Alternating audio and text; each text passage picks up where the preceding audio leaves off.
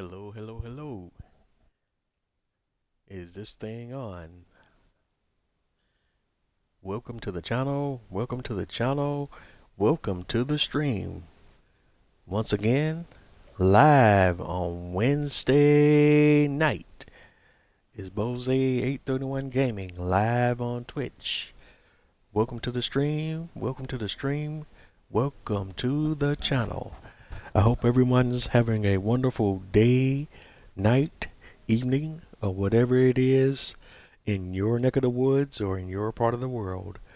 Welcome, welcome, welcome. Thanks for tuning in. As always, I appreciate you tuning in and appreciate your support. This is Bose 831 Gaming live on Twitch, and this is a continuation of my Farming Simulator 22 live stream series on the Elm Creek farm. And we're literally jumping right in somewhat from where we left off on the last episode, but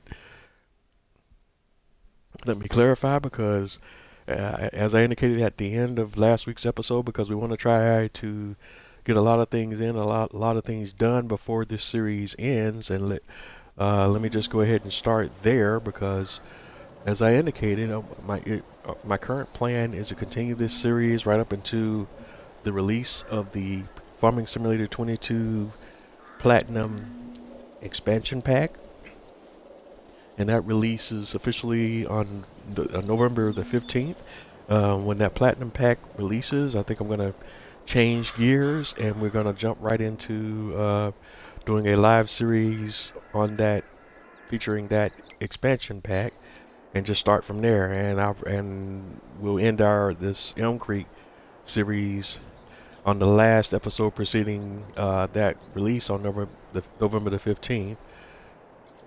And that following Wednesday, which remember I stream only on Wednesdays and Saturdays right now, and the next Wednesday after November the 15th, which is on a Tuesday, will be on Wednesday, November the 16th, and we'll be starting our switching gears and starting a live stream series on Farming Simulator 22 on the map that comes with the Platinum expansion pack on Wednesday, November the 16th. I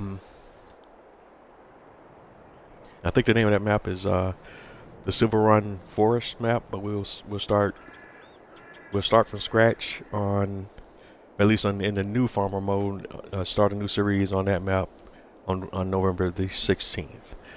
And that leaves us right now, counting tonight's episode, with about 8 more episodes in this series to the end of this series. And as I indicated, one of the things I wanted to get into, points I wanted to get to before we ended this series, is I want to make sure we get to the point where we're able to have a new set of horses born in our stable, and I'm kind of a little fuzzy on that time frame, but I believe it'll be around about March or April of next year. We're already in July of the current year, so we still got almost a year we need to go through. So we really need to pick things up, and that's why I indicated I maybe doing some things off camera between episodes to kind of speed the timeline up and make sure we get to that point before we get to the end of this series and run out of episodes in which to have our horses be born. And I've done a ton of things off camera, so let me just start and run through all of those things and different changes, because I've been very busy in that effort to try to speed things up here. And as you can see in the background, as you're looking here now, you see the canola field behind me, or in front of me now, is ready to harvest. So that's a perfect indicator of how we advance things. And you can start by just looking at the calendar. We've already advanced a month. We're on day 1 in July, and just some things we've done in between episodes off camera. The first thing I did is, let's go to the main map and let's jump over here to our greenhouse area, and let's visit here. Shouldn't jump there, because when I jump there it won't let me move once I get there, so let's do it this way. Alright, we'll go to our greenhouses, and as you see, I have made some changes to this area here.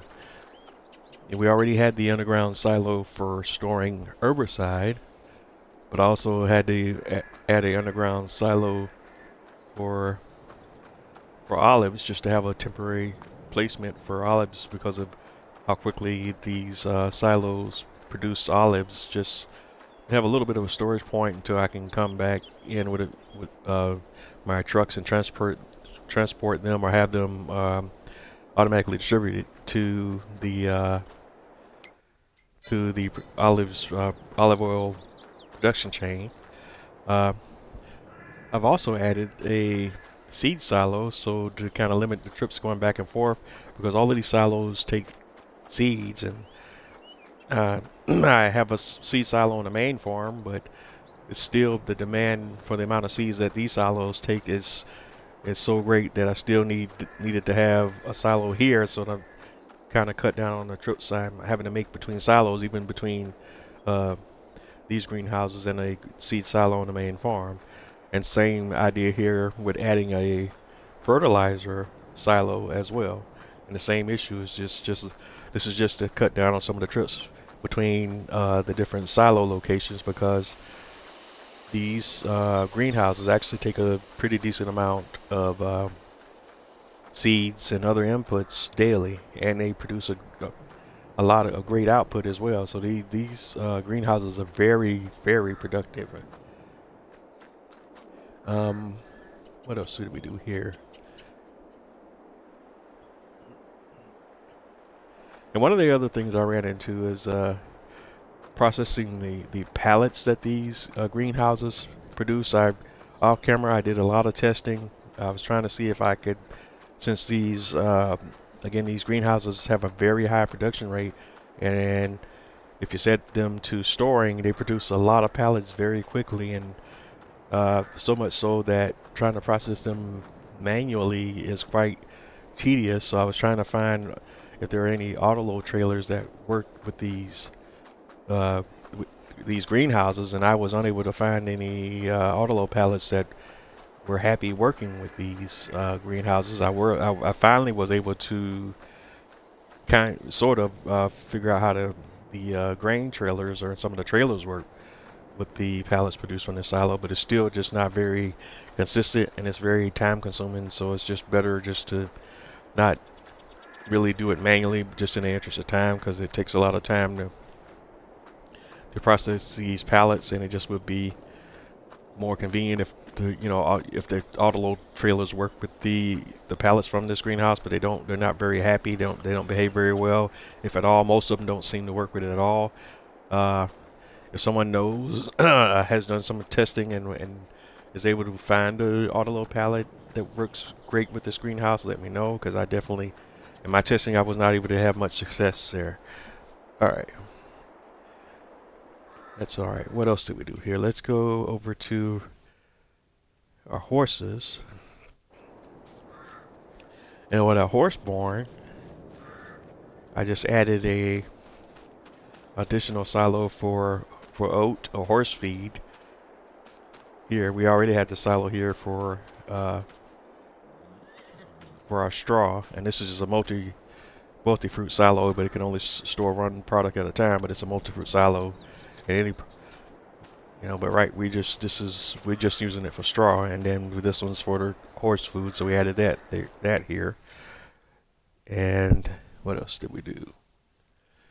Then for our pigs, because we have more capacity for pigs in our pigsty, and we're not producing pigs fast enough. I added some more pigs into the pigsty. I purchased 180 pigs, and 60 pigs are of age, and then, excuse me, I purchased 180 pigs, and 60 pigs are piglets, and the rest of the pigs are of age. So they can give birth right away. So we can kind of go through that whole process and make sure we still have the pigs cycling through, and we have enough room in the pigsty for newborn pigs when they're born. But I just needed to increase the amount of pigs we have in here, so we have a faster rotation of pigs, and we're also producing more output here, because I still had capacity in this pigsty for more pigs than what I was operating at with, as we currently had it set up. So just getting closer to the max capacity, but still leaving a little bit of room so that we can have you know, when the pigs have piglets, they have room for the piglets to uh, be contained in the pigsty as well. It's just being a little too cautious there, but anywho, now we have a total of let's go over here. Let's actually hop over to the pigsty. You can see it a little better.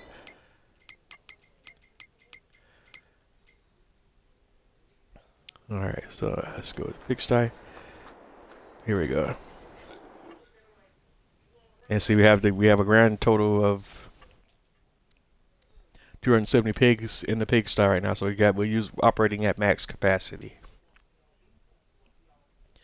And then once these pigs hit the 10-month mark, we'll sell them off, and then we'll have room for piglets to be born and fill it right back up. But this way, we're always operating at max capacity, and we're never truly under the max capacity of this pigsty for long. So so I think it's more efficient if I operate that way. So we're right at max, and then when I sell pigs, that's when I'm giving space so that new piglets can be born. And I shouldn't have to buy pigs any again anytime soon, because from this point we'll be working through a regular cycle where we're birthing enough piglets in here to keep it at max or very close to being at max capacity, which is the 270 pigs. So we did that. Then yard work, we also took we had milk in the going back to the animals again, this time looking at the cows. We emptied the milk that was the milk in the for the cows was almost at max, well actually at max capacity, so we unloaded the milk and took that milk to all of our production chains, our bakeries and all of our production chains that required milk as an input, our dairy, our bakeries, and so on and so forth. But what we also had to do, because we just couldn't use all of the milk that we had produced at this current point in time, we added a silo, underground silo, for all of our excess milk. And that's what this is here. And as you can see, we got basically 81,000 liters of milk in this silo for right now. And I think this silo has a capacity of either 500,000 liters or 1,000,000 liters. I forget which ones I selected. One of the two. What else did we do? Oh yes.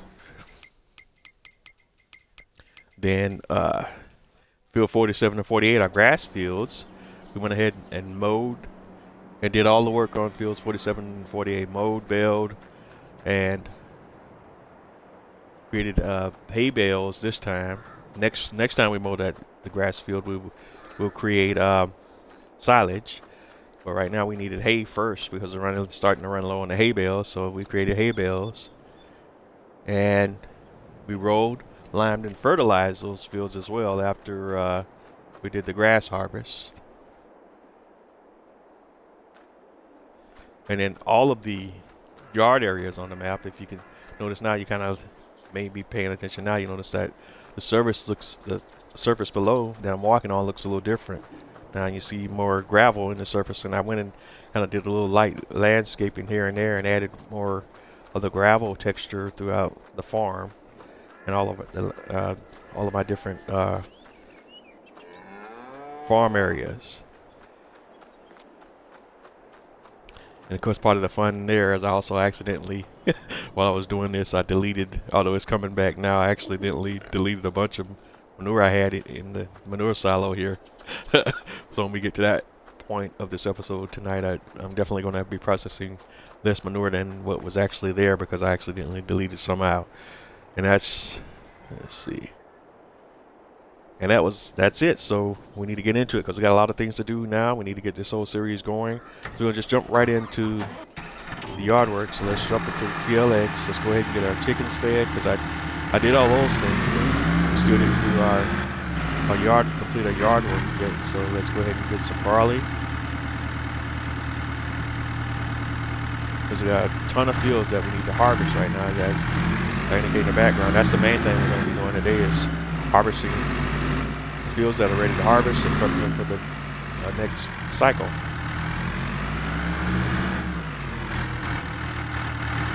Alright, come on. Where you at, Trigger?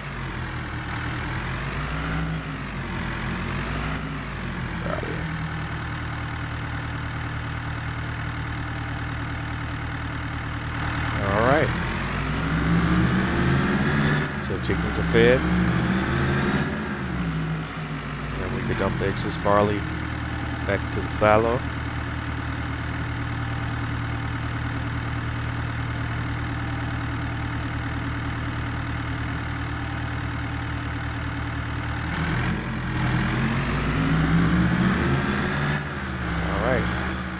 Next up, we need to grab seed.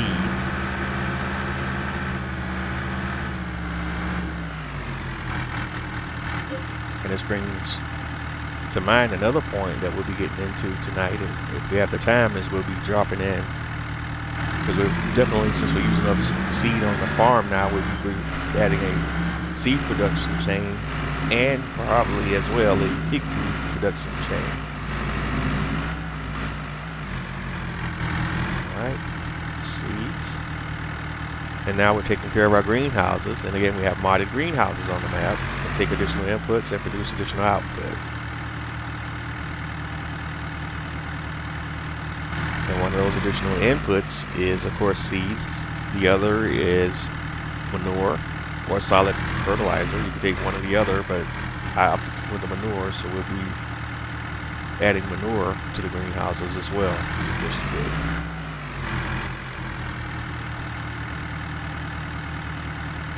Just plugging through, going through each of the field points. So you can't, the field points aren't clearly marked in front of the greenhouses, so you kind of have to guess where the triggers are located at. And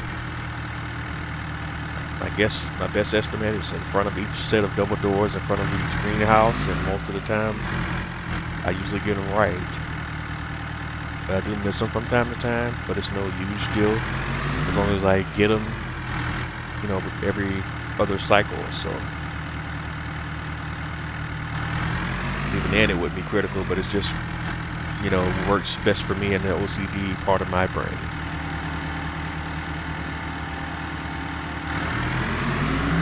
Okay, so we're done with the seed, at least in this area for right now. We got the other set of greenhouses that we need to address as well for the grapes and olives.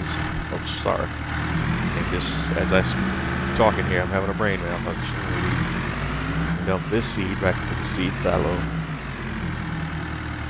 And we'll address these greenhouses and the grape and olive greenhouses as well. But we just want to get the ones on the main farm first. Then we'll go deal with the ones for the olive, grapes, and olives as well.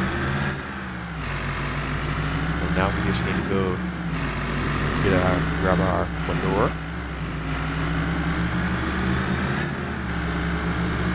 And remember, the process with manure is we provide manure to our greenhouses first, and then our leftover manure goes into our BGA.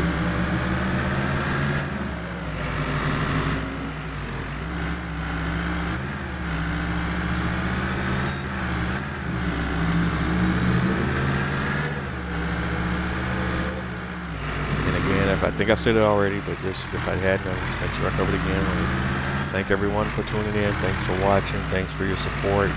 And hope you can appreciate, and enjoy the content I'm creating for you. And let's continue to grow and learn together. I'm enjoying this game that we love, Farming Simulator 22, and hope the Giants continues to add to and improve upon this game. And if they're not done with 22, I can't wait to see what 23 or Farming Simulator 24 holds, whatever the next iteration of this series is. Because it's, you know, so far, and we kind of discussed that in previous episodes as well, the improvements between each version of the game have been slow and incremental for the last few versions, but I think we're eventually going to get to a point, maybe theoretically with the next version, where we have a significant jump, maybe. But we're also, I think, in my humble opinion, kind of reaching a point now, even with the graphics and everything and the technology, where we're reaching that point of diminishing returns, because there's not too far you can go. I mean, the graphics right now can be arguably said that they're still a bit cartoony or cartoonish, depending on your setup. I'm on Xbox Series X. The graphics are very good, but they're still kind of still a little colorful and cartoony in a way. But that's kind of just the graphic style of the game overall. It's not meant to be a photorealistic game per se. Although depending on how you set it up, the screenshots you can get from this game and the visuals in general are still very, very beautiful. But as we continue to get into the next gen, because even one of the things, about this whole next gen thing that we really need to be honest about is, at least as far as consoles is concerned, it's the next gen is really a marketing term more than what the reality actually is. Even though these systems are the next generation of consoles, the graphic improvement between the previous gen and this current gen is not so much that it's really true next gen. We're not there yet. That's all just a marketing term. And yeah, to have graphics improve between generations significantly, yes. But are we truly next gen yet? No. These games, even though they're being designed for the next generation platforms, these still are last gen games with graphical improvements. Hopefully, within the next year or two, we'll see true next generation games with true next generation graphics and gameplay improvements. And then hopefully in 2023 and 2024, because with the level and the point that we at with games and games technology and how game development works nowadays, it's taking years for these games to catch up to the technology in these studios. Good night. How you?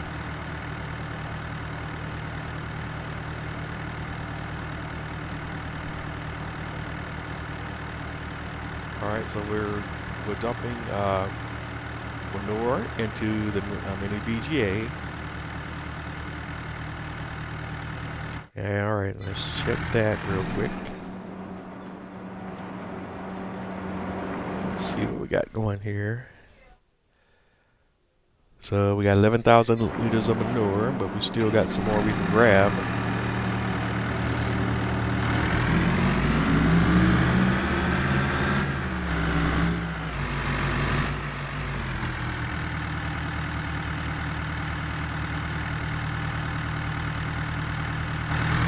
And that's another 8,000 liters, and let's see what the cows have for us.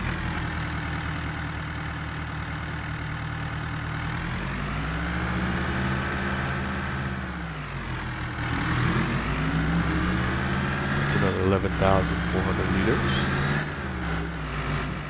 And we'll drop that into the mini BGA as well.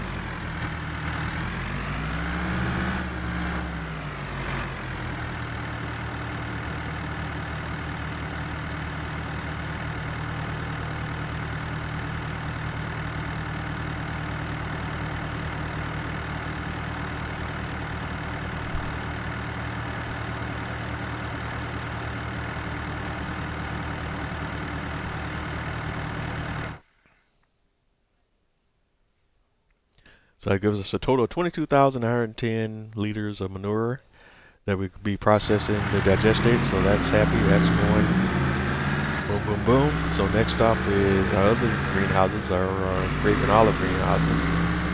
And we're going to do a similar process here. Only thing that we'll have to switch out configurations on is for in terms of the herbicide, because that requires a liquid tank. But we're dealing with the solids right now, so let's see. Let's go ahead and grab a solid fertilizer first. Let's fill it up. And we'll just ride through each silo and top each silo off. And again, this is not necessary to do every farm day. It just works best for me and how the OCD part of my brain works.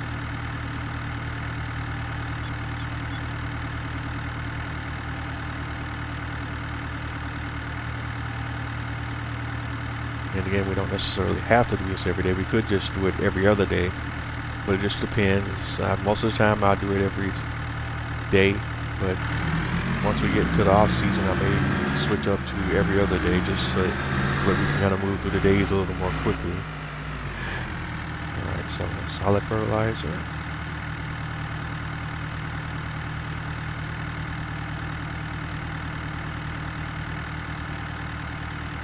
And these silos kind of go, these greenhouses kind of go through product very quickly.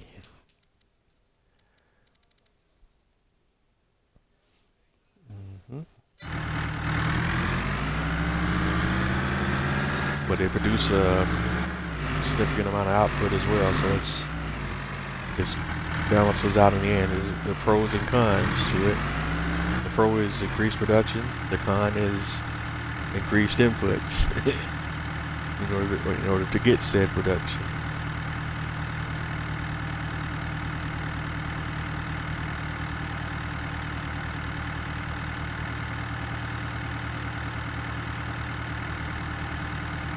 Alright, so that's all of our solid fertilizer in the silo. Let's see.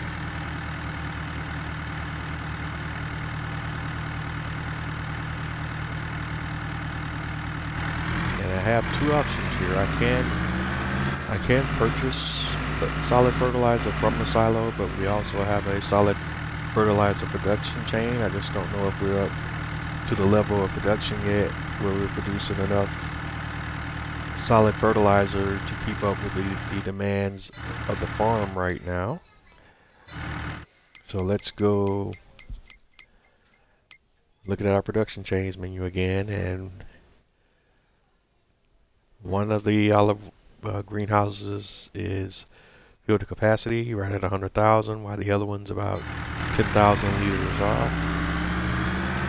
And then let's check to see our how much solid fertilizer we do have in the solid fertilizer production chain. 24,000. So we do have enough to go bring some over here. So that's what we'll do.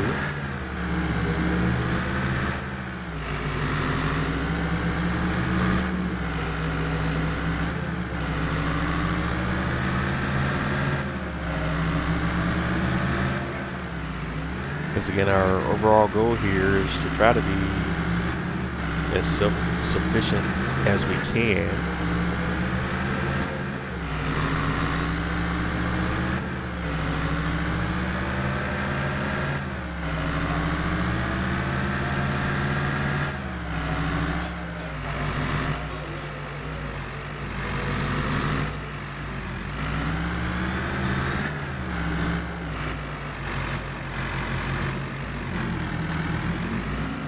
Alright, so we're filling up solid fertilizer.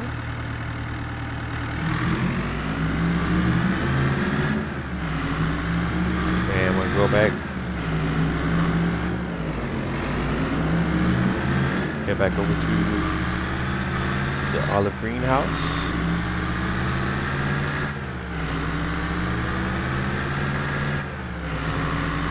And the cool thing here is, like, whatever solid fertilizer we don't use, we could dump it right back into solid fertilizer silos on each of our 2 farm locations.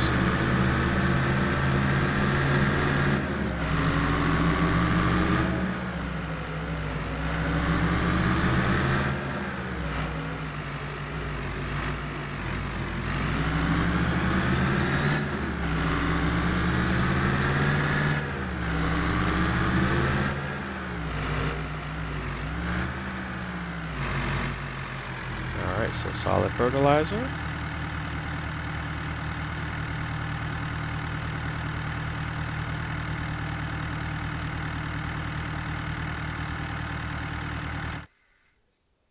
Alright. So then we go check the olive greenhouses. And we're good on the solid fertilizer in both locations. So the excess solid, we can dump that in to the silo on this facility.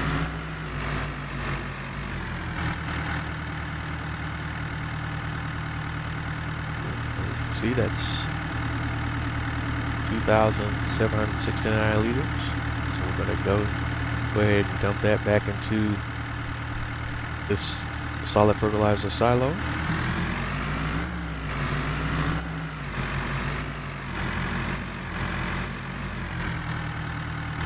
And next up, seeds, in the same process. Except we don't have a seed production yet, so we will have to buy seeds if our greenhouses demand more than what we have on the farm right at the moment. Or at least in this particular silo on this farm.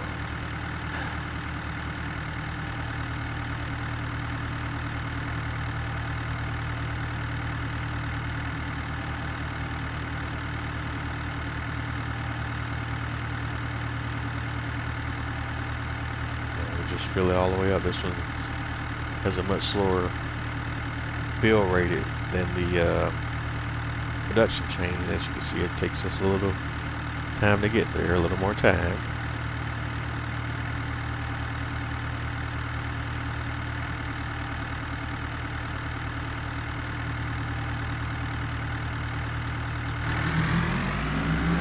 Alright, so we have the seeds. Same process similar to how we did with the solid fertilizer.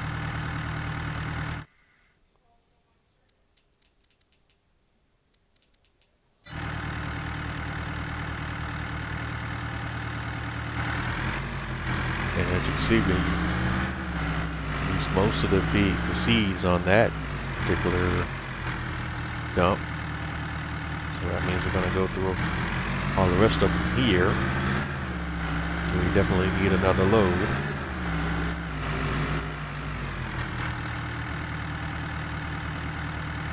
And if you're wondering why I didn't top off the grape greenhouses as well, it's because they're kind of maxed out right now. So I don't need to do anything with them right now because they're not producing anything, and because they're maxed out right now because this appears to be some bottlenecks with production. So the demand for our grapes is not that high enough right now to keep those greenhouses below capacity.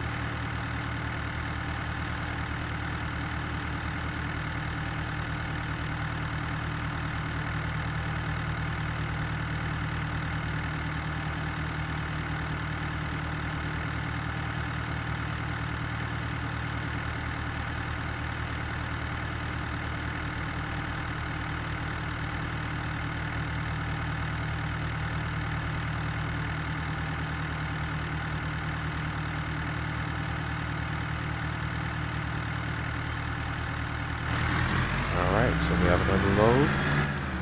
Rinse, repeat, same cycle.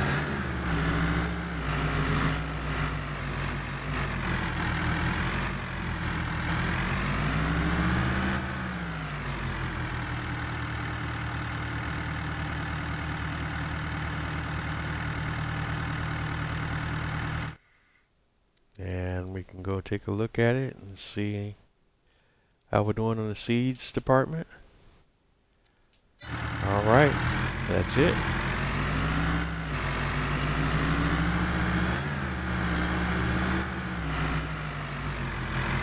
And we can drop off any leftover seed back into the silo. And again, we're not going to buy any additional seed to fill up the silo just yet. We'll only buy it when we need to buy it. So next up, with these greenhouses, the only input that needs to be addressed is the herbicide. So we need to switch out the dump trailer for a tanker trailer. And since the tanker trailer for the TLX is equipped for water distribution, we will address the herbicide situation with the TLX. We'll address that with our SMAC superliner, and we'll do that momentarily. Next up, we want to grab the water tanker and just topping off our water distribution tank real quick. Go ahead and do that now.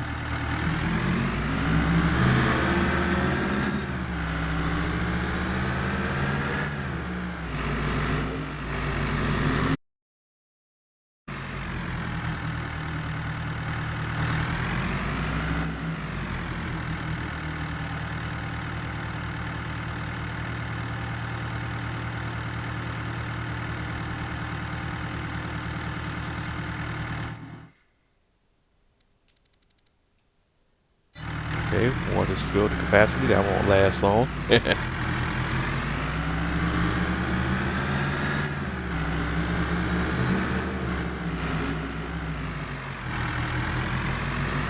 we'll just go ahead and top this water tanker back off.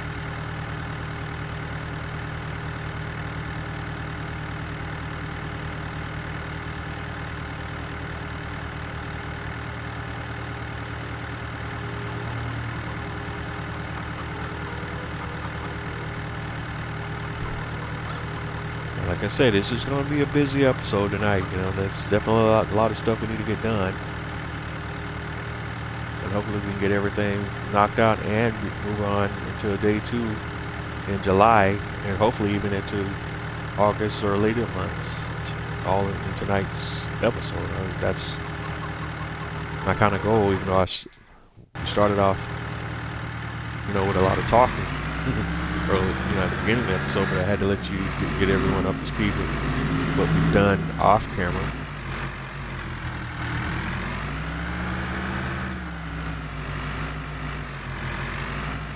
I mean, I probably should have been talking and working on the processes at the same time, but you know what they're saying about that I was saying about walking and chewing gum. Sometimes it's very difficult to walk and chew gum at the same time. Or something to that effect. Alright, but we're done with the TLX. Let's jump over to the Superliner. Yep, open the gate first. Okay. And we get the open gate. Attach. And we want to switch over to the tanker trailer for the moment.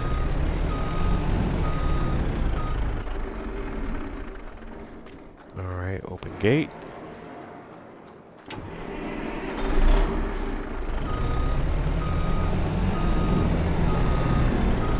Alright, grab the tanker trailer. And we're going to head back over to the greenhouses.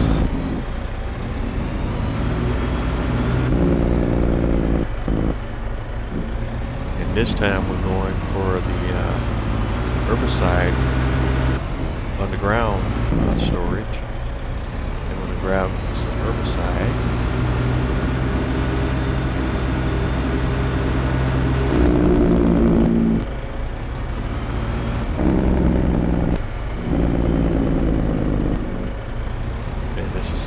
I added those tanks to the map so that we don't have to make all those extra trips back and forth just for this purpose.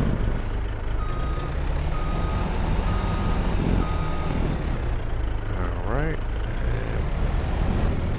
just got to get in the right spot for the trigger pop. There it is. Start filling, and we want to go herbicide.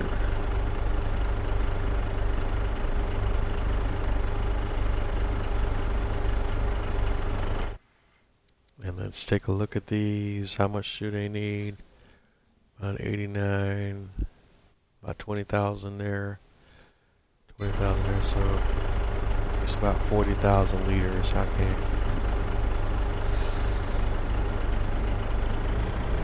Wait. It's hard to see the numbers right now when they're moving like that.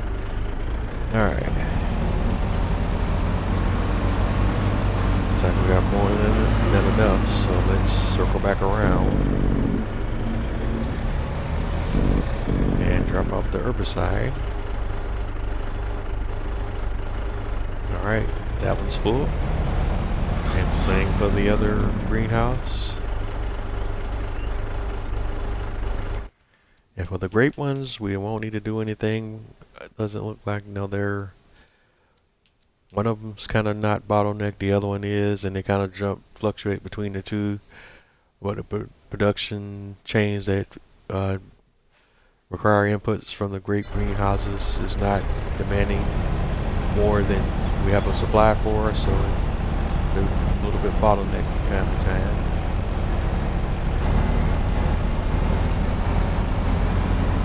Alright, so we're good with herbicide, so we can come back and drop off our leftover herbicide back into the silo.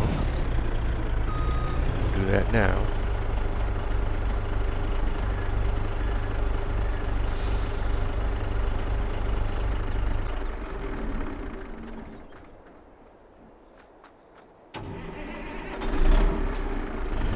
Just want to take a quick look at how much herbicide we have in there overall, so I don't have to make a million trips when I need to top that tank off as well. Alright, so we're done here, but just because we already have the tanker available, we just keep this around. In fact, since we're here, we'll just go ahead and move some things around now. So let's go over here and grab. Whoa. When you go too fast, it's hard to make the turn, sharp turns. Grab whatever slurry we have here. And we'll move this over to IBGA, and then any excess we'll put in the storage, underground storage.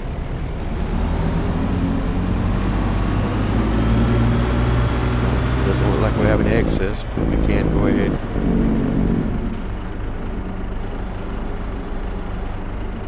drop off what we have. And let's take a peek at the mini BGA. Slurry 27,000. Including what we just dumped off, so we'll grab a little bit more. We'll do that now. Start filling. Looking for slurry. There we go. 66,000 liters and some change. And obviously our BGA won't take all 66,000 liters, but we'll still go ahead and fill it up, bring it over, and dump off what it will take.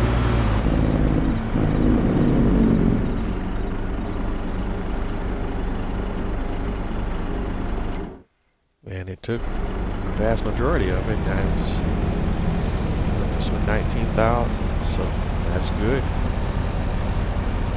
We'll just keep them all supplied, so won't be running on empty for very long.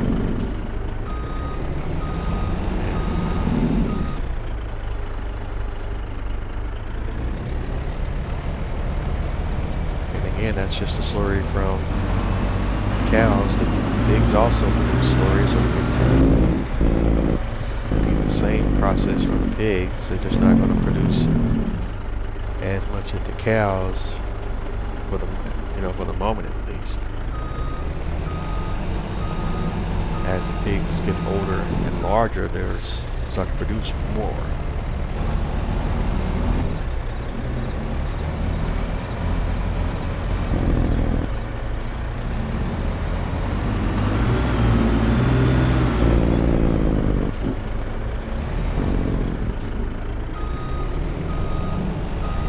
Alright, so we're gonna unload. Another 7,000 liters. Alright. And we can go ahead and grab some Majestic while we're over here as well.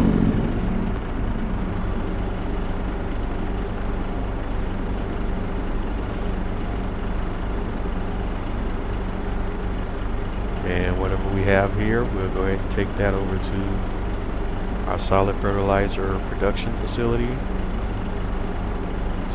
So so that this digestate can be turned into solid fertilizer. And that's all in an effort to become a totally self-sufficient farming operation, and we're on our way there. Definitely on our way there, and I'm very happy about that. Very happy about that. So let's go back over to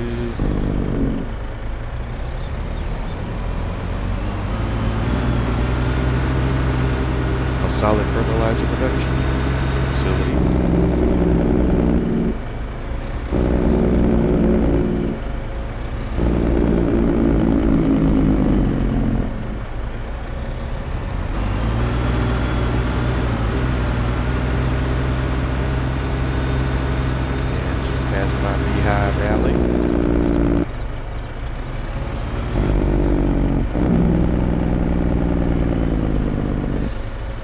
I'm sure there's a law of diminishing returns as it relates to the beehives, but I don't know what that number is, so that's why I just threw them all up there like that. Plus it makes for a very striking visual.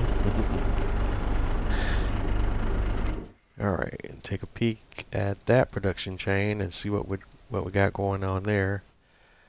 About 30,000 liters of digestate, so that'll give us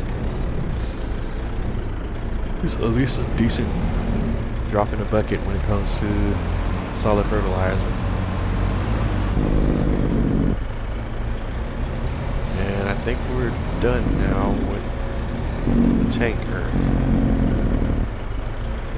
So I'm going to park that aside for the moment. Just leave it hanging to the side and ready in case we need it. Don't think we will though. And let's see, we want to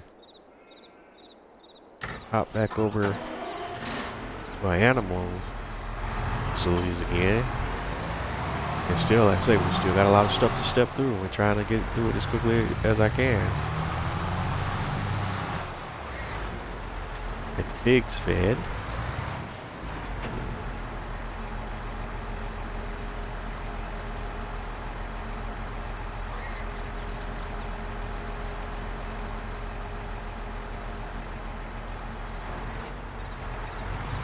And now that we have a lot more pigs in the pigsty, you should see a lot more consumption going on, and it's very, especially as these pigs start to grow more.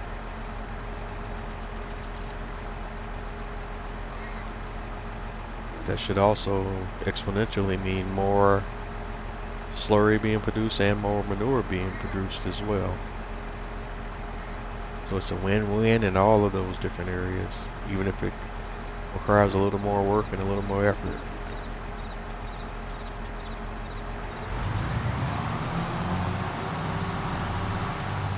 So you're going to get the job done, right? Alright, boom, boom, boom. Done with the pig food. And so next thing we want to do real quick is take care of our cows. And really our cows and our pigs, and address the straw situation. And finally the TMR, just topping off our TMR mix for the cows. And the robot feeder will do the rest. We just like to make sure that our supplies of materials for the TMR mixer are topped off, or at least at, you know, pretty high, very high levels.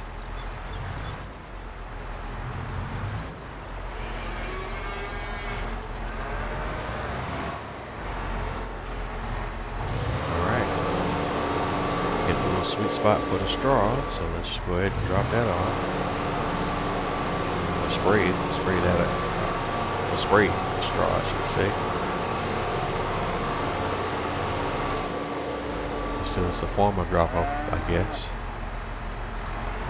Okay, it's saying 0 and it's not recognizing the one bell we got up top. Okay.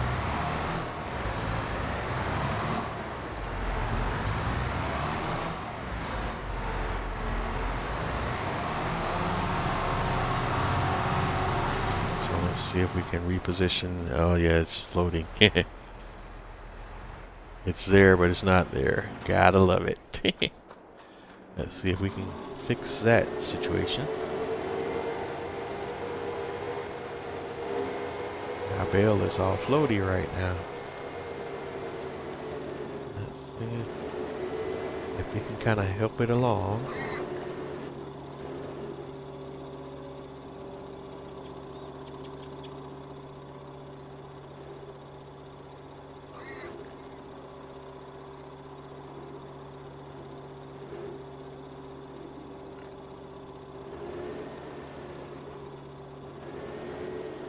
Alright, get on in there. Come on, buddy.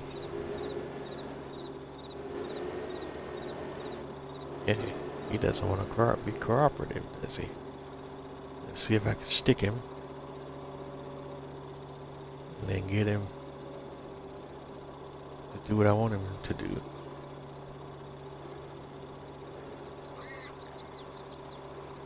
Okay, you don't want to cooperate, do you, buddy? This one just has a mind of its own. Alright. He doesn't want to fall in there at all. There we go. Finally.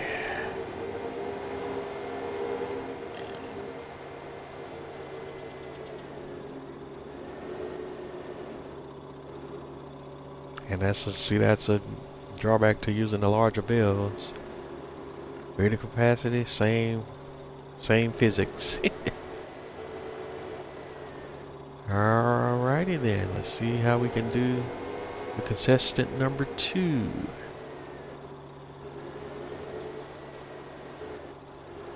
Contestant number 2, we'll lift him up. Get him in position. Get the angle just about where we want it. And back off. Take the trailer with us. Boom. Let the game physics do the rest. And see if we can drop one more off on there. See if we could create a nice little 3-bell triangle stack is what I'm thinking. Let's see how if we can get that. Make that happen.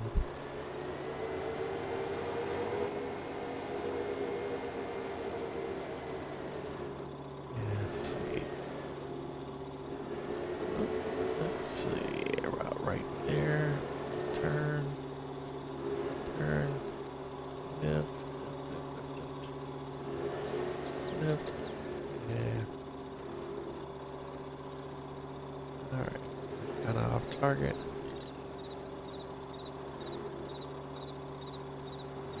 Yeah.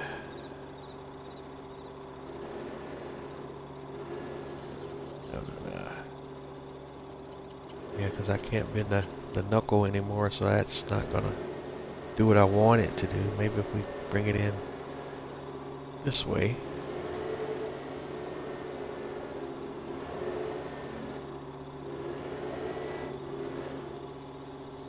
Just see if we can drop it right on top. Let's see. I kind of wanted to just put them right there. No, I want you to fall all over. I want you right in the middle. Right like that. There we go. He's gonna fall over the other side. I don't want you to do that either. Just work with me, Chief.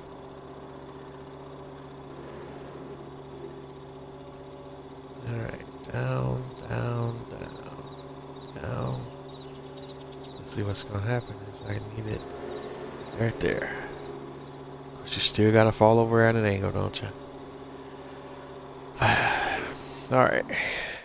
Not the happiest with it. Shall serve its purpose.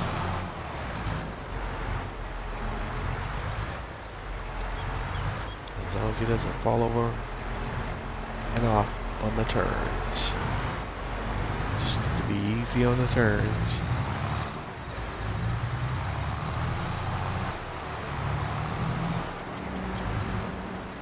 because the actual weight of the bale should keep it in place, but we're talking farming simulator physics and not real world physics. And the game physics, while good, can still be temperamental at times, depending on what you're doing.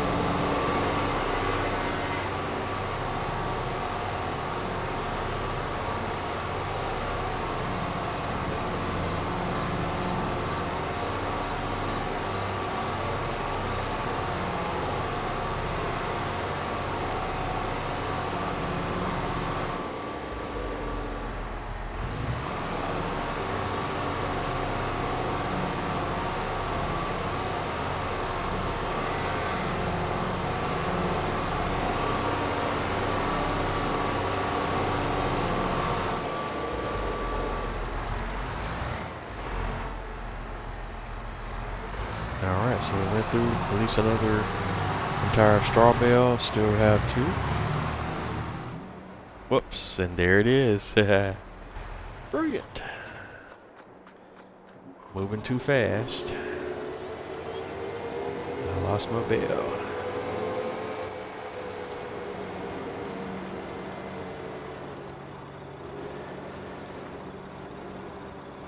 It just hit that bump coming off the ramp out of the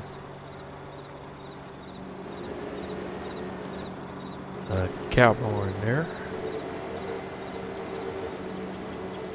Oops. Maybe it's better if we sit on the bale fork that way anyways.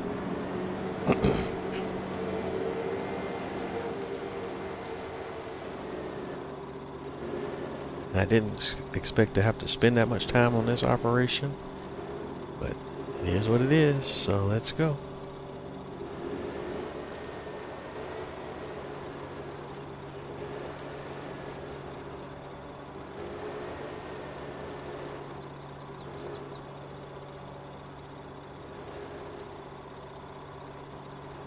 Alright, cool beans.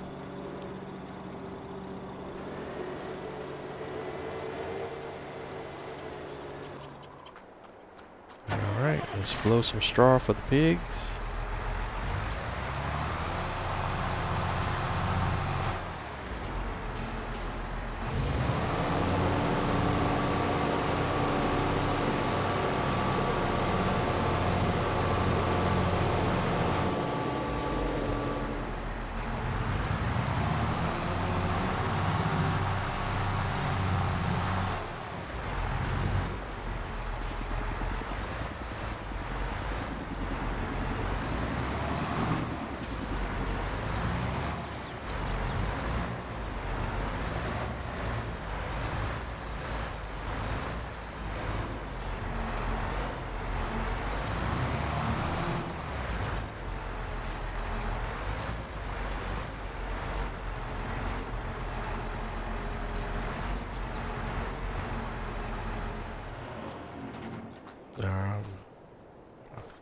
Alright, so that's it. We're done with that portion of the yard work, and we'll just go last thing, just top off the PMR mixer, and we'll be on to our little harvest operation, and that's going to be the bulk of tonight's episode.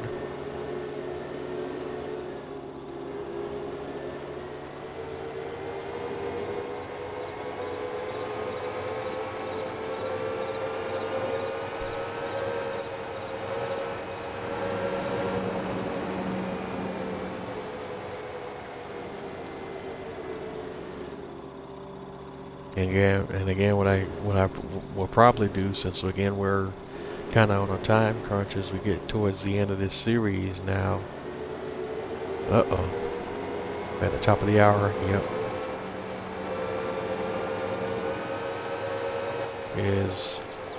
Just lost my train of thought there a little bit.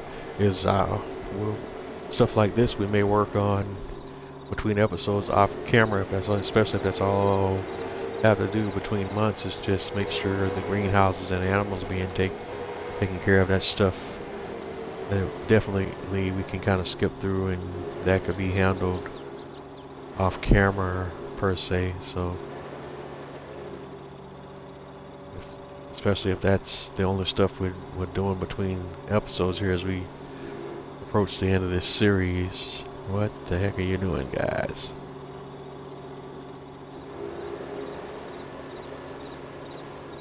Weight's not balanced, so let me see here how I can handle this. Right. That's the one way to balance the weight. He's gonna fall off. I can deal with him shortly.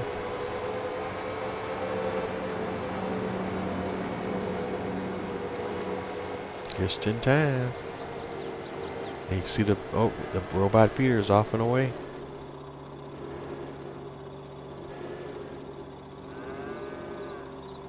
And the robot feeder does that every hour on the hour.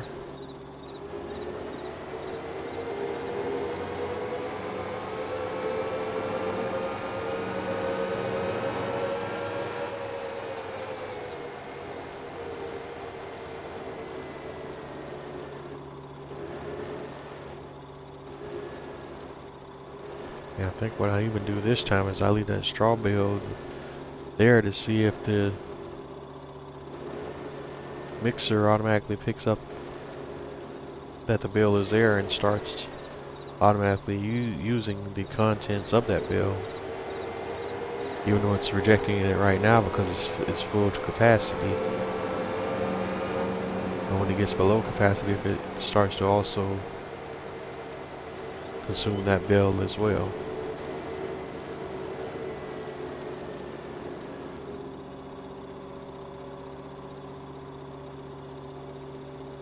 Yeah, definitely took that one, but that should be plenty, because if we go and look at it, this one goes up to 120,000. See, silage is 97, so I could probably stick another 2 on there, so maybe I will. Because our next grass harvest, we will be doing silage, so why not start now? Alright, so we still got the bale on the top, so that will present an issue, so we need to grab this one first. Because I might be not super bad on the control stick here, but I'm not that good.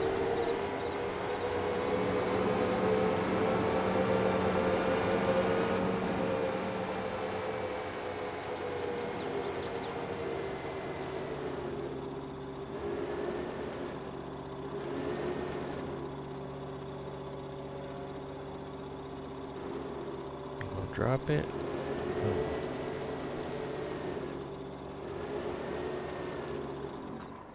And that leaves us as how much? Silage 100,640. So we grab those 2 more, I think, and see what they do.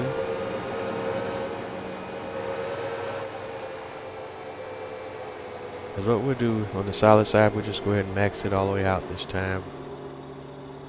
And then when we're topping it off now, we'll just be keeping it at that other 20,000 that's over the base 100,000. Whoa.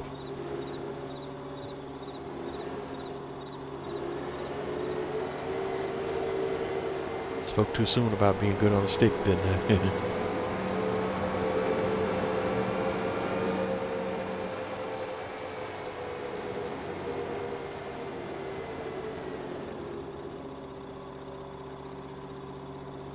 Alright, there's 2 more bales. And where does that leave us? That's 107. So we're going to take this all the way up to where it needs to be. Max that out, since we're here and already in that process.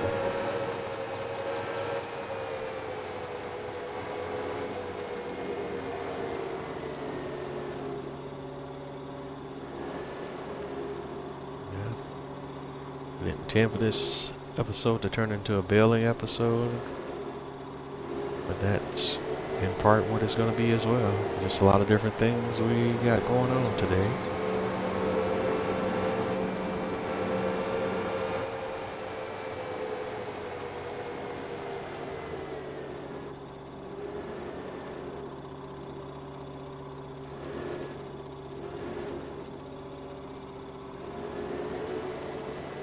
Yep, 222.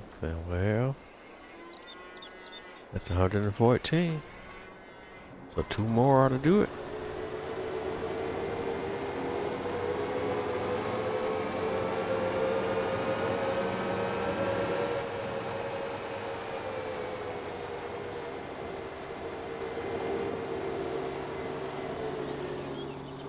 In fact, let's check from the short stack this time.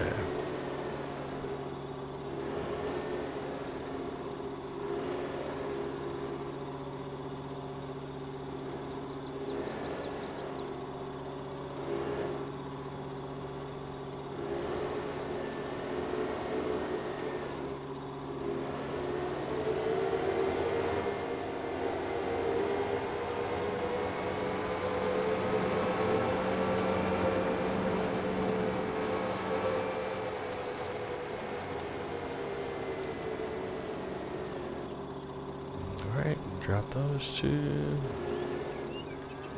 Alright, get in there.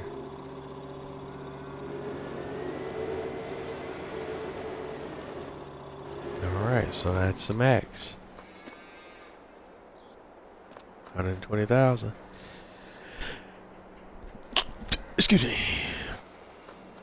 Alright, so next up, we'll do the same thing with the hay.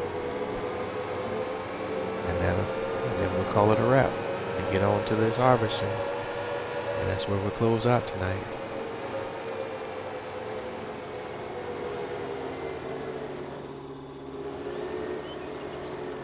I'll move you out the way.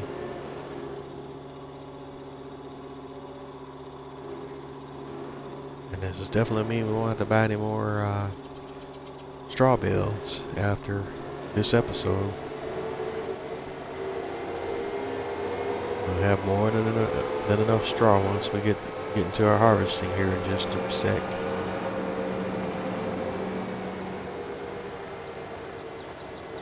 About to really get into that deal.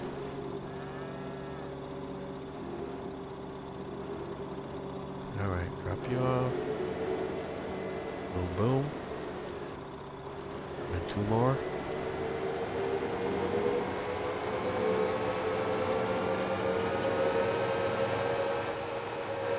Don't even need to do the math here either. Just keep feeding it until they don't disappear. And we know that's where we need to be.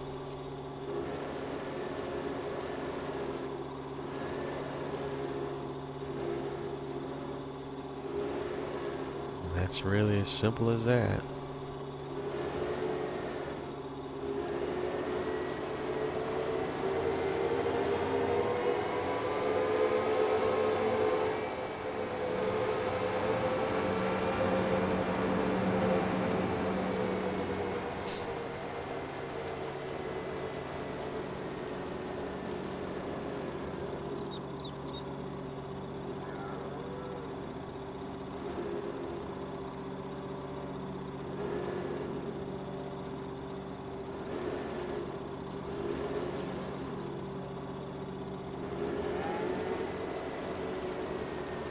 Alright, yeah, they took those 2, so maybe in theory there's room for 2 more here as well.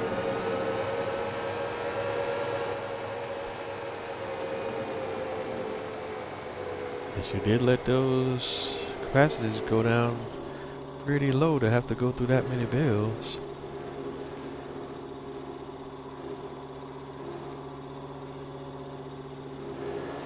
Yeah. I guess that does mean what we work towards doing from now on is keeping these filled towards the high end of their capacity instead of the lower end of their capacities.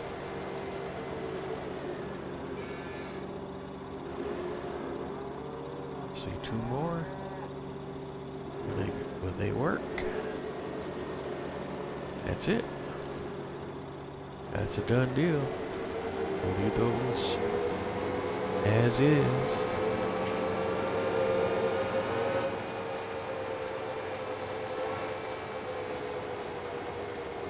And we're done here.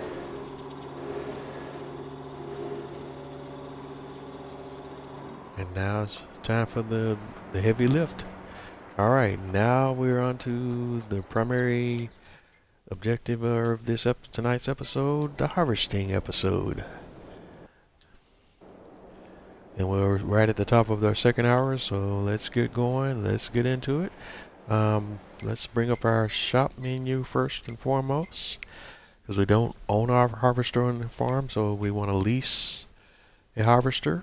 And there's a mod that came out recently that I'm going to use, I think, tonight, just to kind of switch things up a little bit here. This one's by, I think it's Omatana. And let's go to the harvesters.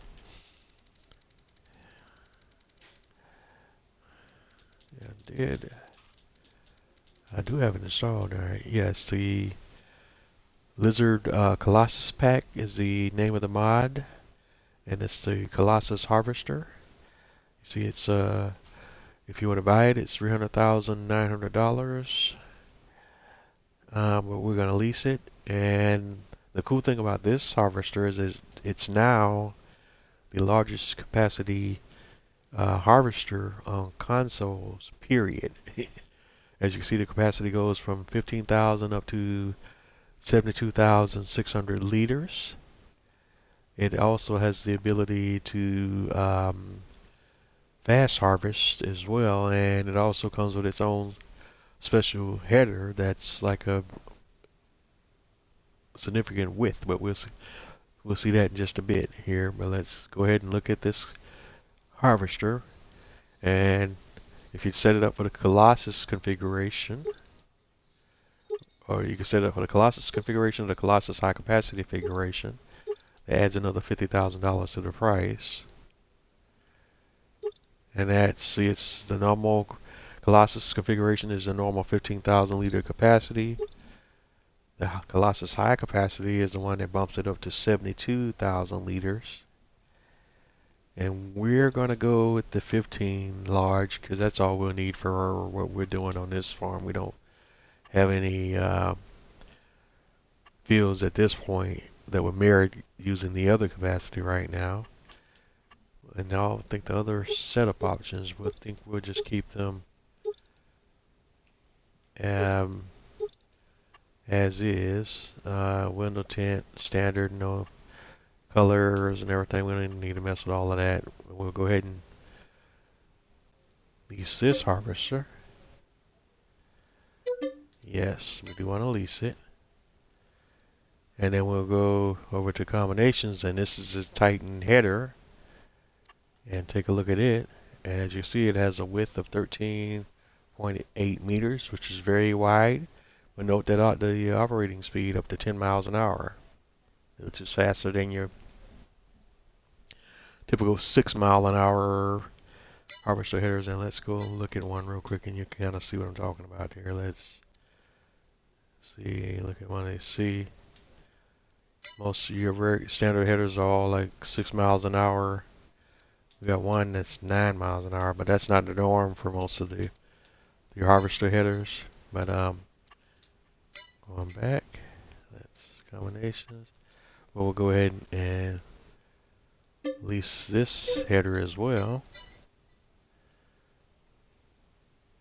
And we don't have a, so let's go over to the shop. I think we have a, I don't know if that's harvester. Yeah. Is that header a, whoops. Has it header trailer or not, does it?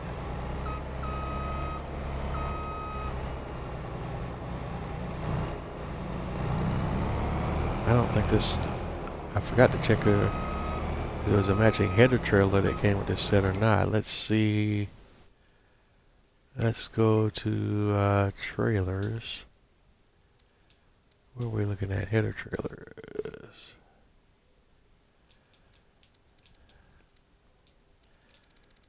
I don't think there is there? Well, fudge. I didn't think about that. Let's see.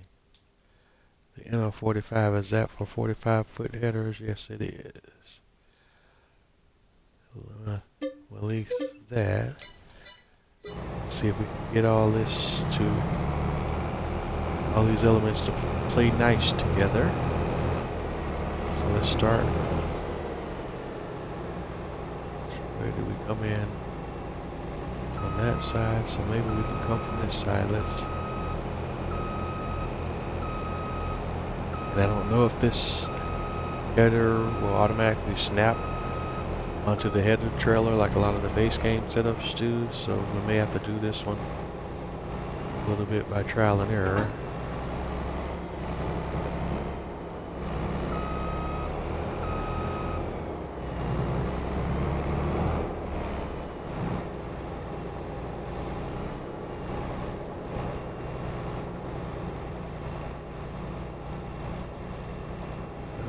Know if this will work, but we give it a go. Looks like it did kind of sit on there. I don't know if it'll stay on there. It doesn't look like it snapped onto the trailer, but we shall see.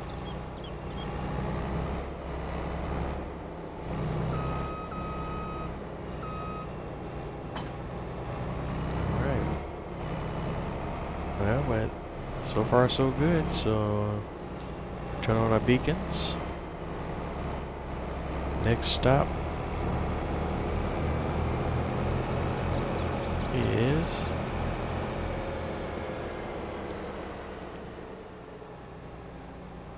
our fields, and I'm looking at that right there. That's not one of my own fields yet.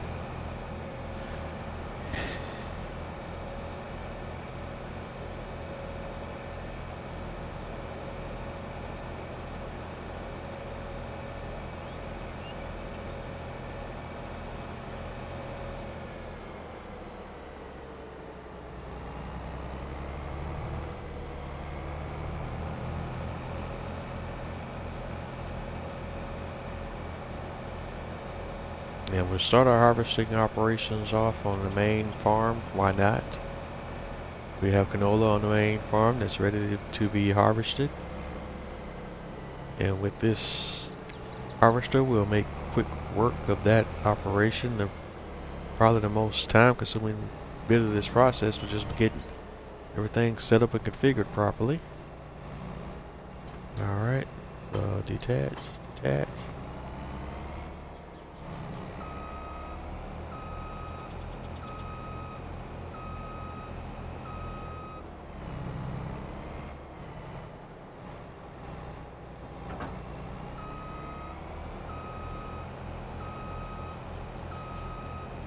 Alright, let's back up and get our harvester in place and ready to go.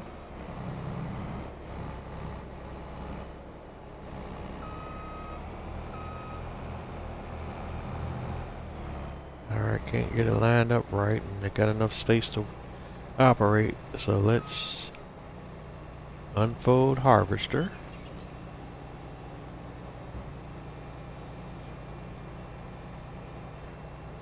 Yeah, we want to enable straw swath, but canola doesn't give us straw, so it really doesn't apply here.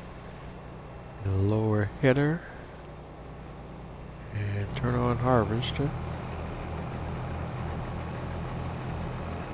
Alright, there we go.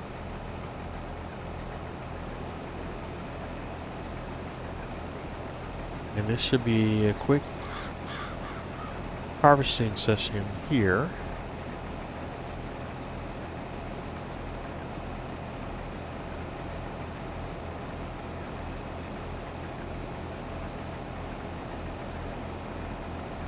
And this is really going to be the deal tonight. I'm loving this great looking harvester, man. This is a great mod here. Great looking harvester. Alright, due to confines of area, I'm kind of going to have to kind of operate this way a little bit, because I'm not going to be able to turn this bad boy around now. Especially not with Beehive Alley over here in front of us. So I'm kind of have to navigate around here and create my own headland. And we'll come back up this side. Hopefully, and come back down the middle. Hopefully that'll get everything in one swoop where we won't have to make another pass.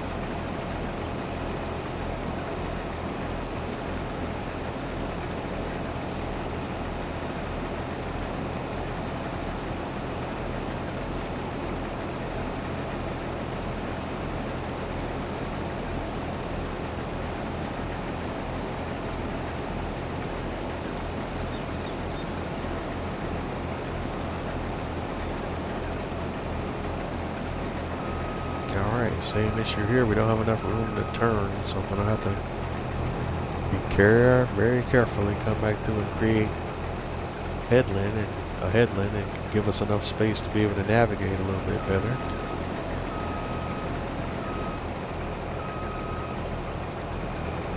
See if my 45-foot header can hit the entire path we got here in one pass.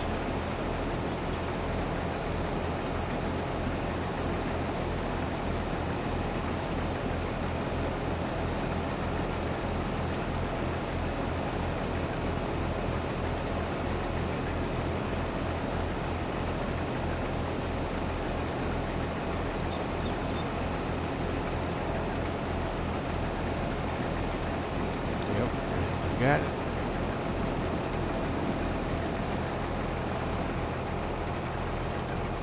I'm going to lift the header.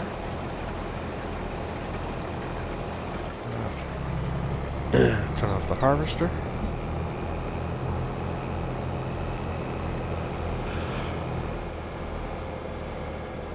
And we got 6,905 liters of canola out of this deal, which is not horrible, not the greatest, but not horrible either. And we can drop that right into the silo here on the farm, which we just did.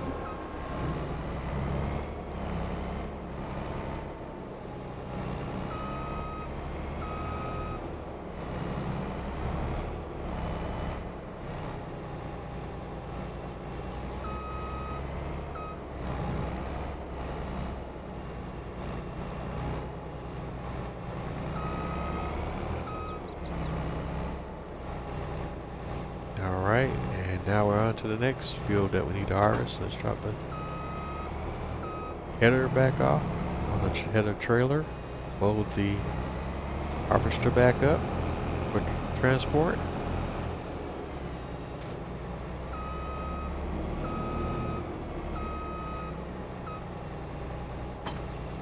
Alright, let's take a peek at where we're at as far as harvesting goes. Go up to our main heads-up display, and we just harvested the fields, combined fields 45 and 46. So these are the fields that we need to address. 40, which is our oat field, 42, which is our wheat field, 54 is our barley field. And each of these fields will also give us straw, so we'll have to come back and bale that. And so where do we want to start? Our next stop will be field 40. I think we'll start there and work our way back towards the shop. So we'll start here with field 40. Just have to figure out here now where I'm going to park my equipment.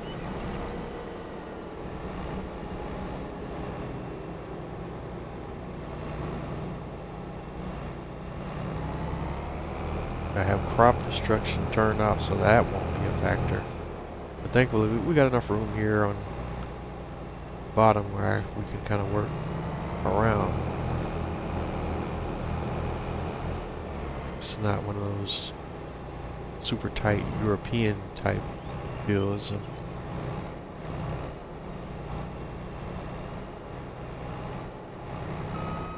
Okay, I just saw the Where'd it go? Alright, that was super weird. There we go.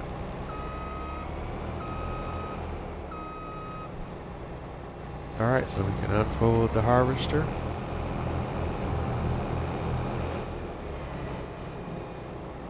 Alright, let's turn and get situated.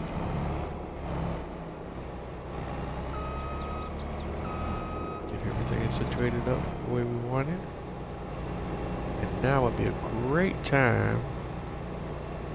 Well, let's go ahead and do it this way now. Lower header, turn on the harvester. Now let's see how the AI worker does with this setup. And while the AI worker is doing that, that'd be a great time for us to do a screenshot. Oh, nope, don't like that one. I forgot to do heads up display. So I'm definitely going to delete that one. And want to hide the heads up display here. Help window off. And now let's capture a shot.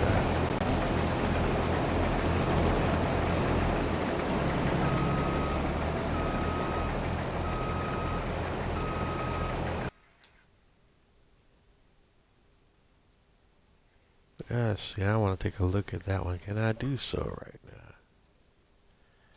Some captures. Let's take a look at that one. It's alright.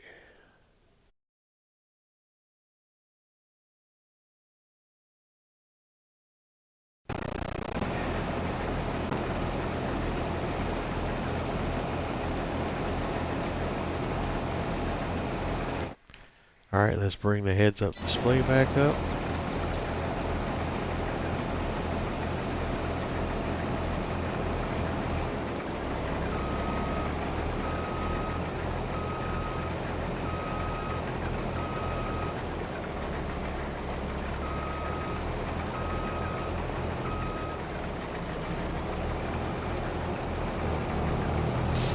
Okay, and the AI worker seems to be doing okay, so I won't mess with him. Ah, shucky ducky, dismiss AI worker. I just realized what I did there. Got to turn on the straw swath. Alright, so let's try this again, except doing it properly now.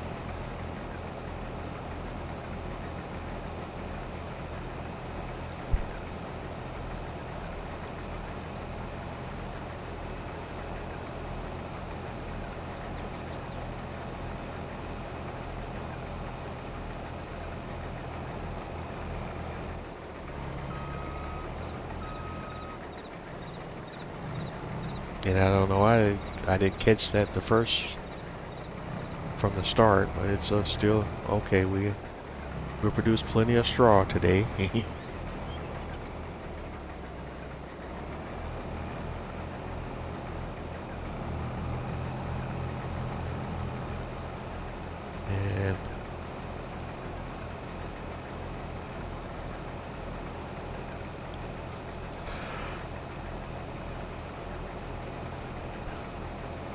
And it looks like this might be another situation where I might end up doing a lot of things off camera between episodes so that we're set up, be ready to go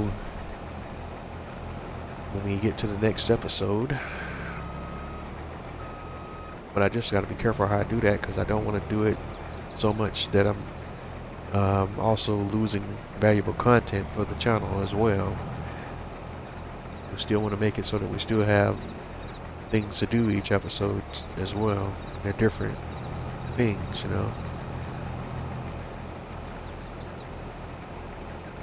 And that's why I'm also, as you notice, different episodes, I'm using different pieces of equipment so that you can kind of get the experience and see how to do these same processes and over with different pieces of equipment to get different results and so on and so forth.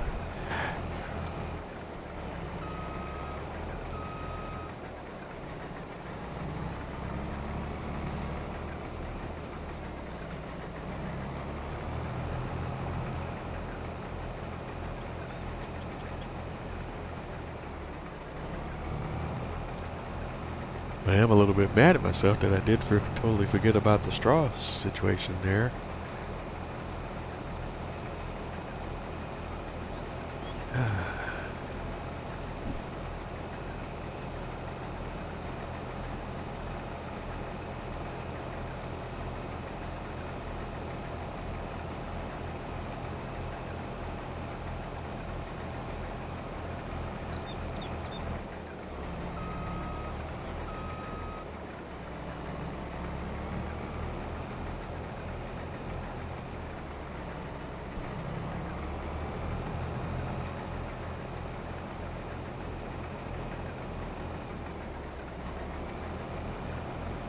And what I may also do here on this episode, just to kind of switch things up a little bit and do something different, because I've been for the most part working with round bales.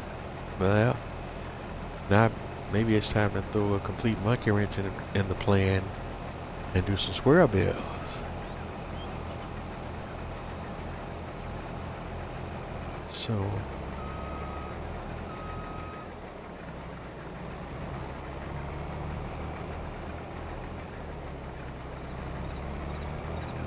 just kind of processing some information in my brain right here. Sorry, apologies for going a little quiet there while I'm thinking here.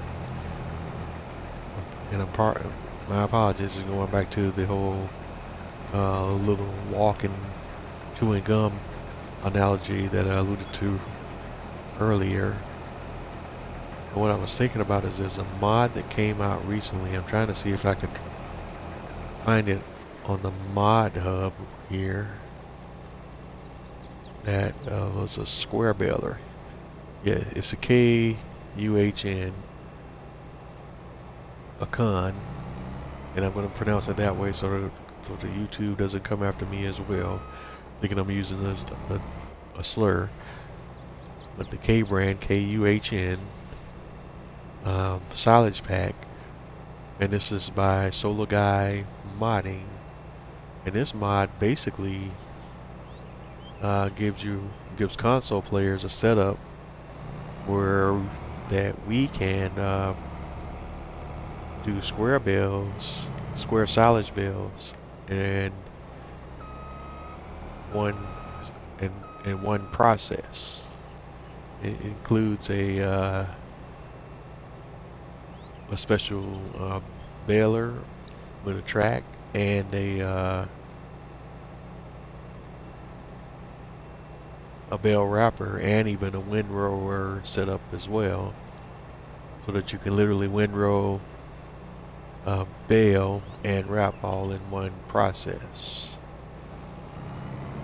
But I'll modify that process a little bit myself and just use the R90 rake that I use, the same setup I use for when I'm mowing, and just use that for baling. And put that on the front end of the tractor, and then have the baling and wrapper set up on the back end of the tractor. But we'll take a look at that in just a second. Anywho, we got a great harvest here. We got over 13,000 liters, 13.3 of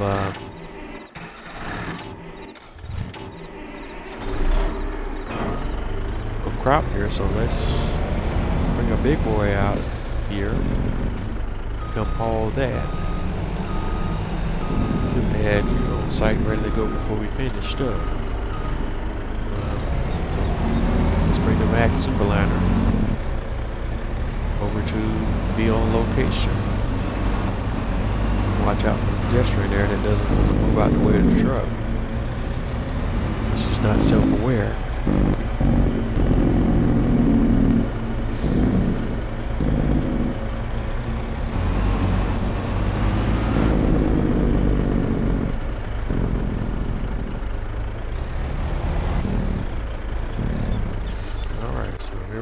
Got that set up on the right spot, and there we go. We're unloading. Good old wonderful oat.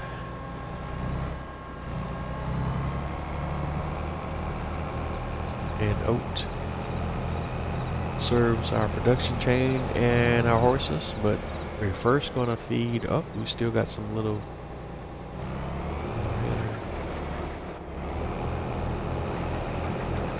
spots here and there that we need to kind of shave on around the edges of the field. I see. Oh, 3 liters there.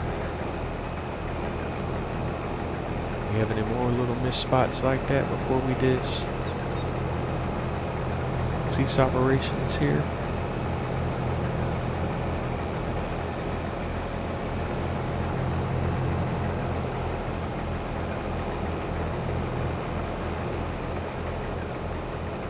Nope. That's it. That's it. Going, gone. Alright, pop out. Get this Colossus 3 liters. Alright.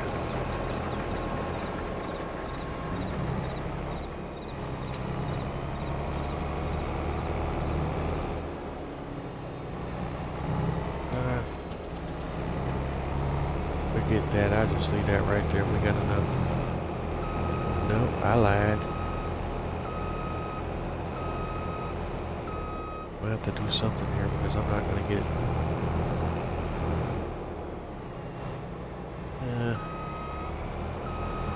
let's go this way because I can't do it from that side. Alright, so we'll just drive around over here and just... I'll leave the header where it is. And we'll go ahead and do our wheat. Because we're going to have to come back on a different day and do the oat on this other oat field here we have to my right, because that one is still growing, but that one's going to be ready to harvest before the harvest season is over as well. It's just that that one's a little bit later on the calendar because of when the timing of when I first planted. Alrighty, so get you. And thankfully I got crop destruction turned off here because that would be so anger inducing right now. Alright, so let's get some headlands going so we can have room to turn around. Lower header. Turn on harvester, pipe out.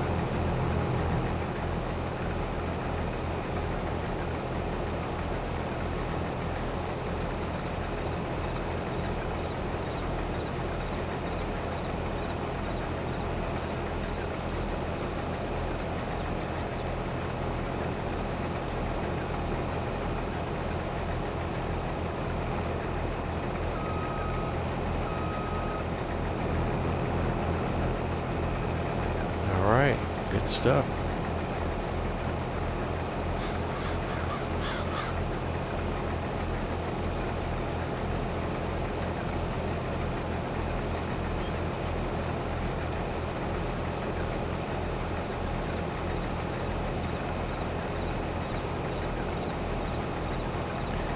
Then we'll come down the side here like we're doing now, and then we'll go across the bottom and create another little small headland at the bottom of this field as well.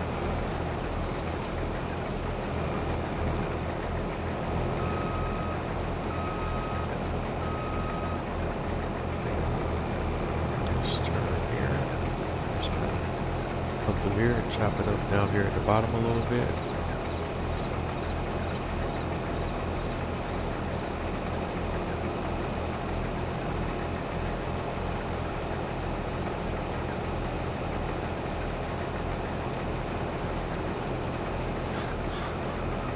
Yeah, alright, back it up.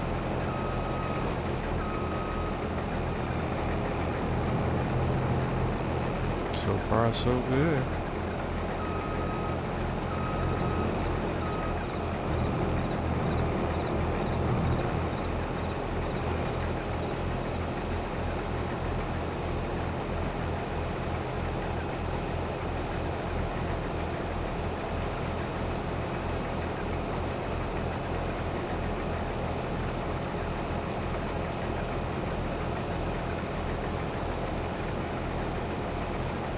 And then any point in the event of multitasking, I could turn the worker on.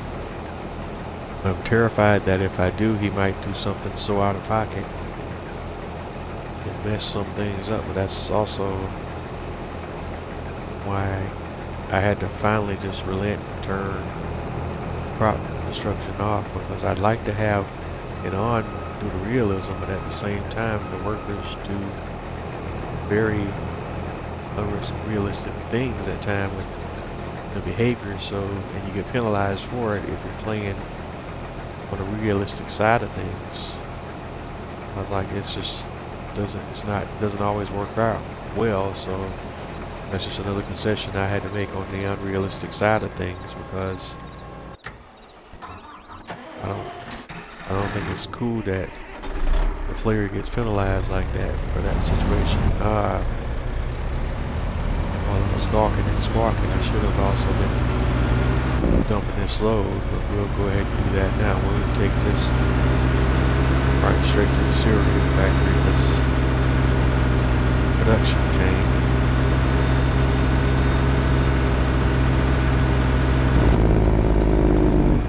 It does take a load right now. Uh-oh. That was bad. Having a brain freeze moment here. Does the cereal take over the corn, or both?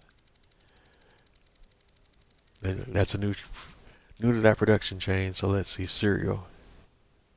Oat and corn, yes, so it is both.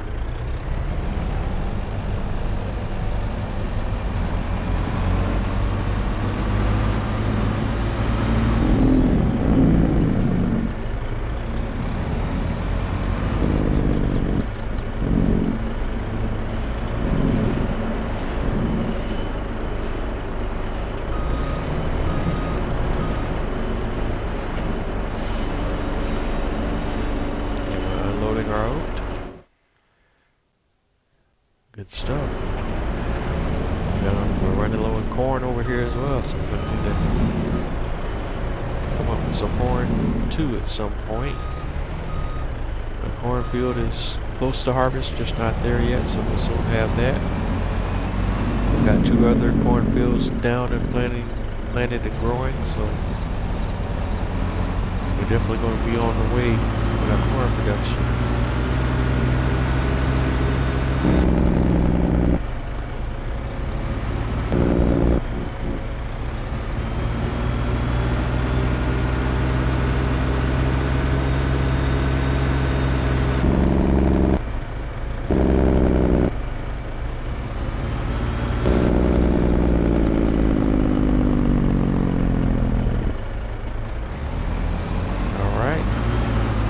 Back on site, we got a harvester that's ready to dump, and we're on the scene.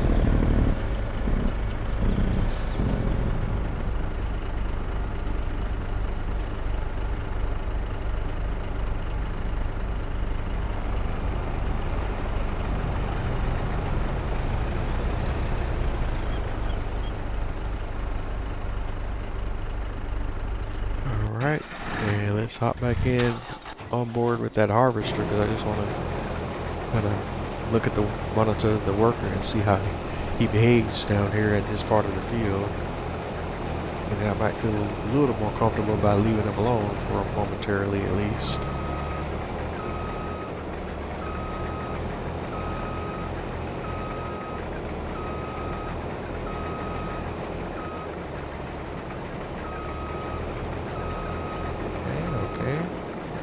And it went all the way back. Didn't leave any missed patches of product. Okay, that's good. That's good.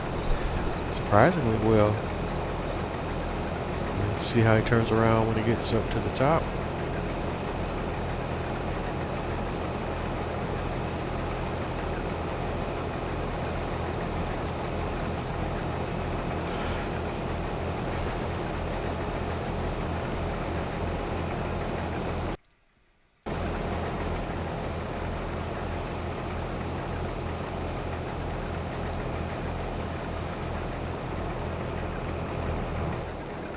Alright, let's see how he does here.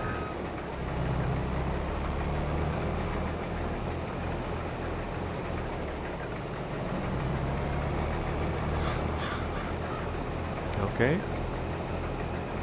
Very good. Very good. So we're gonna let it take our eyes off him momentarily. Let's hop into the shop and let's see if we can locate that baler. And yes, I do own a fast baler, but we're trying to mix things up and do something a little bit different this time. And it's a new mod that I haven't had an opportunity to work with yet as well. So it's all great stuff here.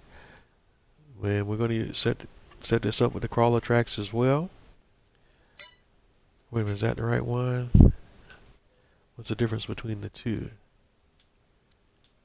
164. Well, that's just if you want the baler itself without the rack. Okay, yeah. Okay, so we want the one with the rack. So we'll keep the default trawler track, but the other options are standard with the wheels, wide tires, LGP, which is a type of agricultural tire. We'll go with the tracks. Where did you go? Crawler track. You got to be on Trailbrog to see that. We'll go with the crawler track to kind of keep theme with what we had, the thematic with what we have going with the harvester right now. And we'll beacons, and we set with the default setup. We'll leave the silage additive tank on there, but we are not loading any silage additives, or are we? No, because we're not even doing baling silage right now with this operation. Everything else will stay at the defaults because we're leasing and not owning, buying to own. So we'll lease this baler. Yes. And let's see what all combines with it. That's the wrapper. We're not doing... Oh, fudge. I can't really show off... getting ahead of myself totally here because I can't really show off what this guy does because we're not doing silage right now because we're not doing a grass field. So I should have just leased the other version. Ugh. That's my bad. My bad. My mistake there altogether. We didn't have to spend. We should have actually got with this just the regular ID silage special. Alright, my mistake. Alright, the worker's ready to dump.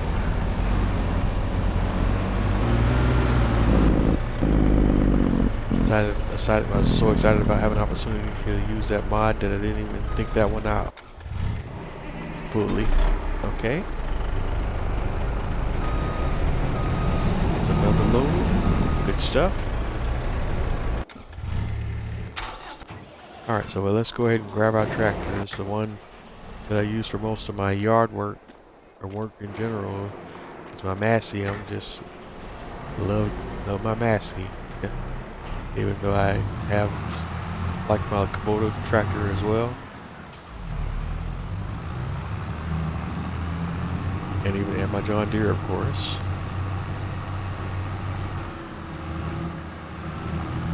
But these are the big three brands that I've seen in real life here in the US, and I'm just real partial to all three brands, but especially the Masseys, because I've seen a lot more Masseys and John Deere's in real life with a few Kubotas thrown in here and there, but that's what we do. Alright, so we're headed to the shop to pick up the baler that we lease. We can't do silage with it, but we can still do straw bales for sure. So that's what we'll do. And we'll have to table the silage setup for now, but come back and address that on a later episode when we have an opportunity to do a grass harvest again. But it's not going to be as cool right now because our grass field that we own right now is not that large, but it'll definitely come to play a lot in the future, if we add more grass fields or have larger grass fields on the map. We're going to go ahead and take this baler over to field 40.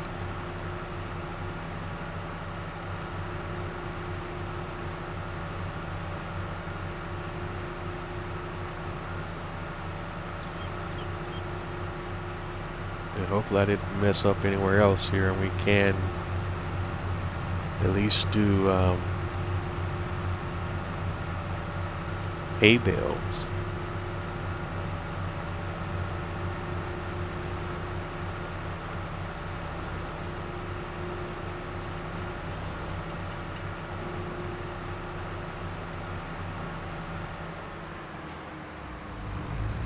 Alright, here we're on location. And I just need to drive around and get this set up into position. But before I do, I'm going to take a peek at my worker and see how we're doing out there. Okay, and he's actually done. Bada boom, bada bing. Alright, did he miss anything? Anything else I need to look at before we get off? Alright.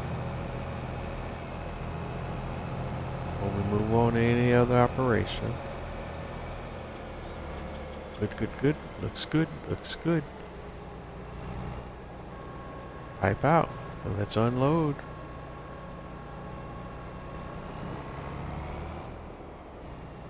Alright, missed the mark there. Let me back up and get it in the proper position. Still missed it. There we go. And that's all we got. That's all we got.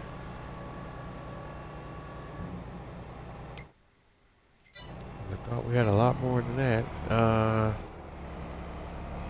So we can fold up the harvester. We're done here.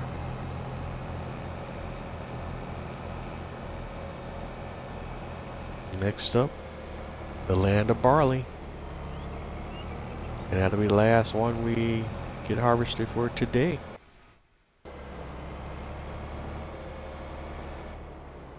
And that will likely be where we end tonight's episode. And I probably will have to go ahead and finish that harvest up off camera. And looking ahead, I see there was one element of animal care that I forgot about on tonight's episode as well, and that's the doggone horses, even though that's what I started talking about at the beginning of the episode, and just space that one out. So we'll go ahead and do our horse care, the riding and cleaning of the horses off camera, and feeding and the hay, the oat and the straw as well. We'll do that off camera, so we'll be up to speed there as well. Let's go and get the header on the trailer and go over to our barley field and get that harvest started as well.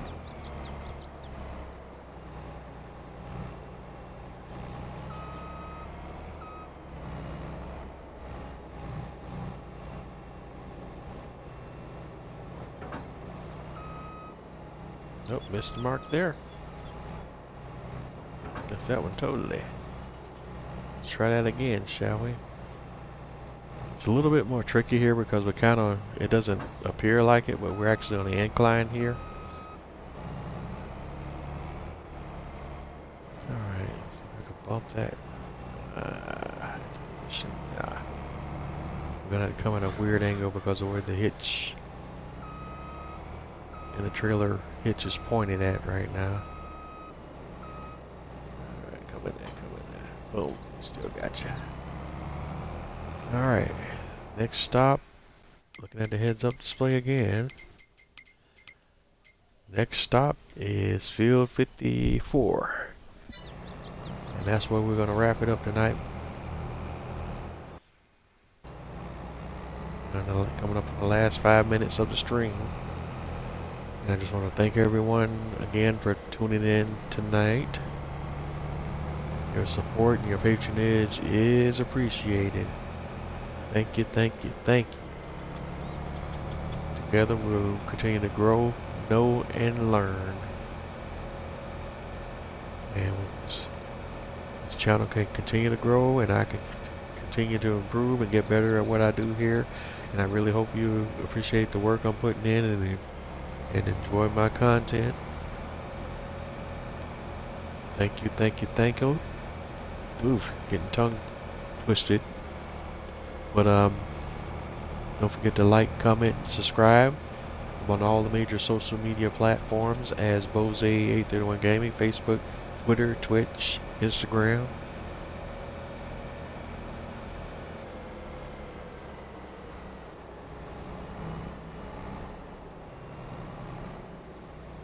But whatever way you're looking for me, you'll find me as Bose831 Gaming. Don't forget to, how could I forget YouTube? Because I upload all these episodes in their entirety on my YouTube channel. And that's Bose831 Gaming as well. Don't forget to like, comment, and subscribe. Let me know what you like. Let me know what you love. Let me know what you don't. But either way, let me know. Engage, engage, engage. Everything's appreciated. The good, the bad, and the ugly. Alright, so let's go ahead and get set up here. Unfold harvester. And get a headland going first. Straw swap. Alright. It's on, it's unfolded. So we're coming across the top first so that we have enough room here to turn around. That's why we're doing this.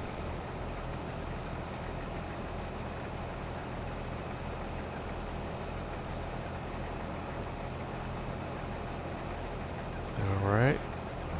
Good.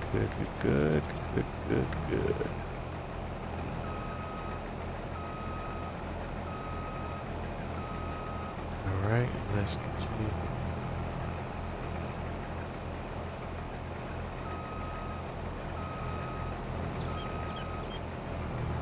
Properly turn, and I think we're okay to turn the worker loose here. And let him do his thing, and while he's doing that, we can safely hop back over here. And let's see. We can change the bale size to 220, 240, or 180. Let's go with the larger size, the 240.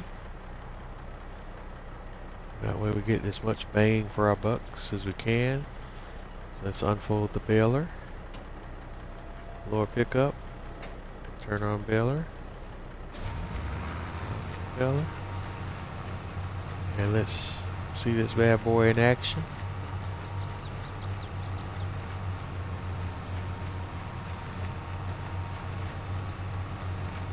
The harvester moving as fast as it moves is kind of jarring, seeing the baler and how slow it moves. But there's a big difference between 8 and 10 miles an hour, I guess. But you can see it here, being played out here.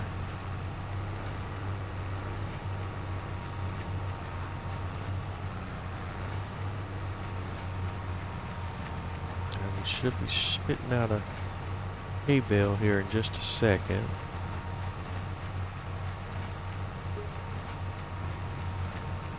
Nope, don't see the bale yet. Where you at, buddy? There he is.